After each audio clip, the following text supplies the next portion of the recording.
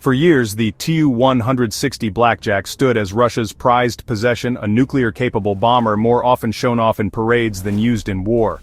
It was a symbol, not a weapon for daily battles. But everything shifted in June 2025, after one of the most damaging Ukrainian drone assaults ever on Russian strategic bombers. Moscow responded, decisively, aggressively, and with a clear message. This wasn't just payback, it was the first time in history that the Tu-160 was used in real combat.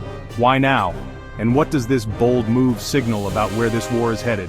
Let's dig into it. The early days of June 2025 marked a turning point in the Russia-Ukraine war. On June 6th, in an unprecedented move, Russia deployed the Tu-160M Blackjack, a bomber reserved for nuclear deterrence, for an actual combat mission. This wasn't training, it wasn't a show, it was the real thing. The Blackjack launched a wave of cruise missiles targeting Ukrainian infrastructure, and the timing wasn't random.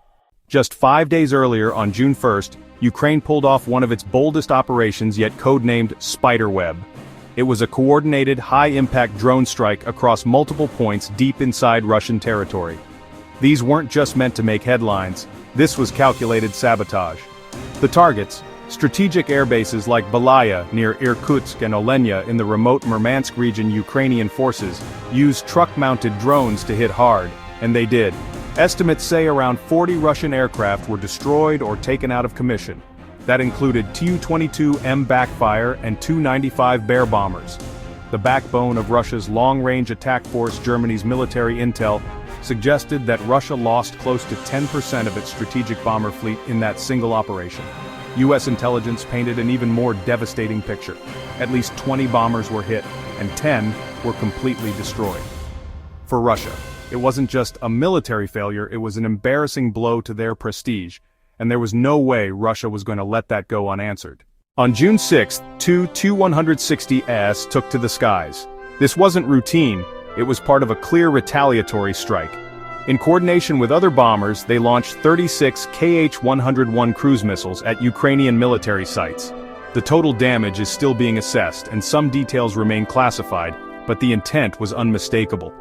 Russia wanted the world to see it could still strike hard, using its most elite hardware, just days after suffering a major hit. Sending the Tu-160 into combat sent a double signal.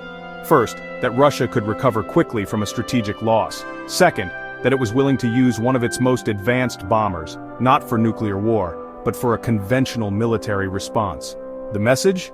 Russia still holds the cards when it comes to escalation, and the world was paying attention.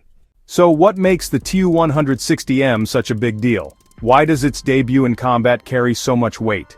This isn't just any bomber. The Tu-160M is the world's fastest and most powerful bomber currently in service. It's a Cold War-era masterpiece that's been modernized for 21st century warfare. Performance-wise, it's unmatched. The Tu-160M can reach speeds beyond Mach 2. That's over 2,200 kilometers per hour. Its range? A staggering 12,000 kilometers without needing to refuel. That means it can fly to just about anywhere on Earth and return home in one go. The design includes a variable sweep wing, allowing it to switch between high-speed supersonic flight and more efficient subsonic cruising, depending on the mission. When it comes to payload, it can carry up to 40 tons of munitions, all stored internally. This includes Kh-101 cruise missiles, which can be either nuclear or conventional. And by keeping the payload inside the fuselage, the aircraft reduces its radar signature and improves aerodynamics. But the big upgrades came in 2025. The new Tu-160M features a full glass cockpit, upgraded avionics, enhanced radar jamming capabilities, and improved stealth coatings. Its NK3202 engines deliver 10% more thrust, giving it better speed and climb rates. The crew is protected inside an armored cabin, and defensive systems like flares and chaff can mislead incoming missiles. Bottom line, this isn't just a bomber, it's a flying missile platform, built to strike from far away, survive enemy air defenses, and vanish before anyone can hit back. And that's exactly what happened. The Tu-160's flight over Ukraine in June wasn't just about hitting targets, it was a chess move, one that covered multiple angles. From a practical standpoint, Russia needed to replace the capabilities it lost in the June 1st drone attacks. With the Tu-95 fleet heavily damaged, the Tu-160 wasn't just a backup, It was an upgrade. Each Tu-160 can carry 12 Kh-101 cruise missiles, each with a range of over 7,000 kilometers. That means these bombers don't even have to approach Ukraine to launch a strike. They can do it from deep inside Russian airspace. For Ukraine, this changes everything.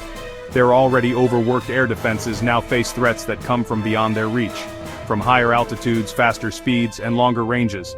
Every time a Tu-160 takes off, it represents a dozen deadly missiles. Each one highly accurate, each one hard to intercept. This is Russia embracing the missile truck strategy. Fewer aircraft, more firepower. One Tu-160 can do the damage of dozens of smaller platforms or drone swarms. But the real impact lies in what this means symbolically. The Tu-160 was never meant for conventional war. Its role was always nuclear deterrence. Using it in a standard military operation is Russia's way of raising the psychological stakes. It's a warning, not just to Ukraine but to NATO and the rest of the world.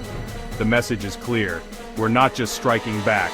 We're doing it with our most powerful weapon that's not a nuke. And that changes the game.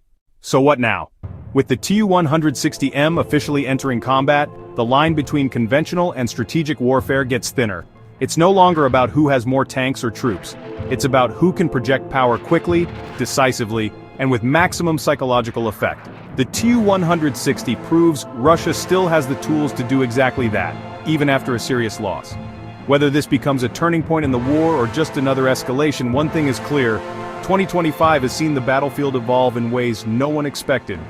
And as always, we at Control Lost will keep tracking every twist, every shift, and every moment where control slips from one side to the other.